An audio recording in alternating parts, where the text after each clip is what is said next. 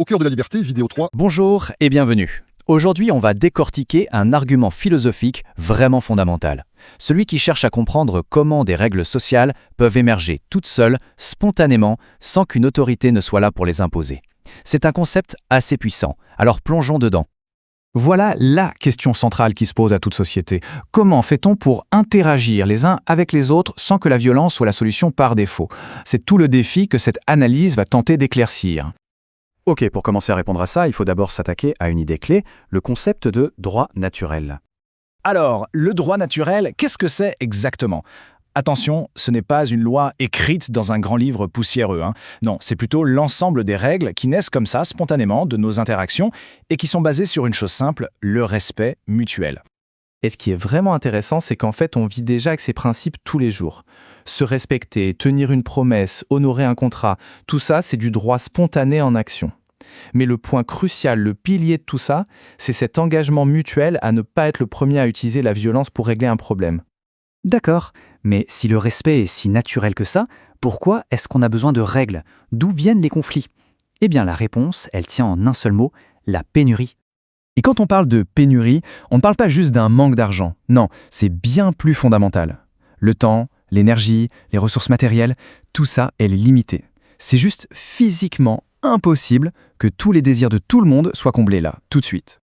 Pour que ce soit bien clair, imaginez une seconde un monde d'abondance totale, une sorte de jardin d'Éden où tout ce qu'on désire apparaît comme par magie. Dans un monde pareil, les conflits n'existeraient tout simplement pas.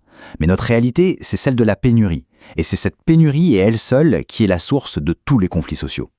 Donc, on a un problème sur les bras, la pénurie mène forcément à des conflits potentiels.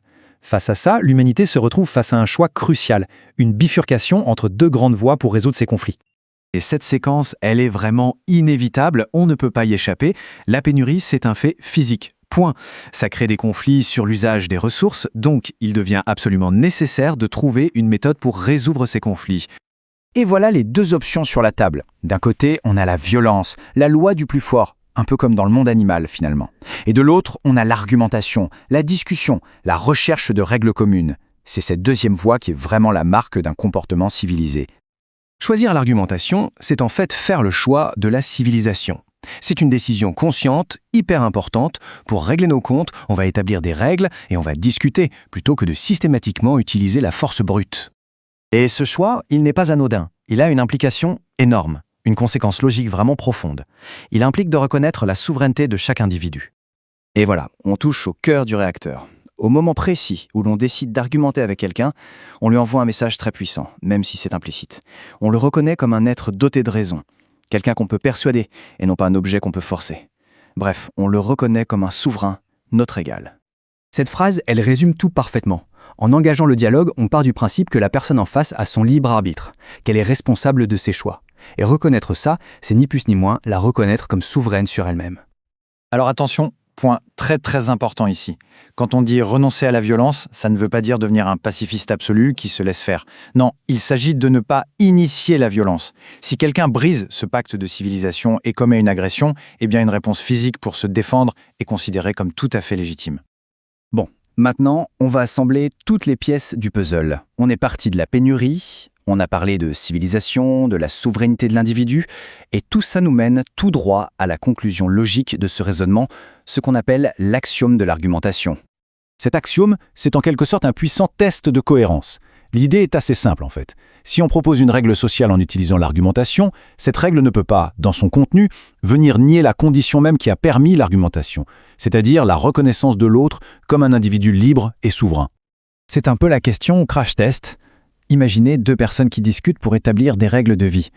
Est-ce que l'une des deux pourrait proposer une règle qui en fait détruirait le cadre même de leur discussion? Pour illustrer ça, prenons cet exemple concret. Au milieu d'une discussion civilisée, une personne propose cette règle. On sent tout de suite que quelque chose cloche, n'est-ce pas? Et ce qui cloche, c'est la contradiction flagrante, ce qu'on appelle une contradiction performative. La personne se sert de l'argumentation qui suppose l'égalité et la souveraineté de l'autre pour proposer une règle qui anéantit cette même égalité et cette même souveraineté. La proposition se tire une balle dans le pied, elle s'auto-détruit, elle est donc logiquement invalide. Il est important de rendre à César ce qui est à César. Cette formulation très précise de l'axiome, on la doit au philosophe Anserman Hope et on la trouve notamment dans son ouvrage majeur The Economics and Ethics of Private Property. Et on va terminer là-dessus avec une question pour la route.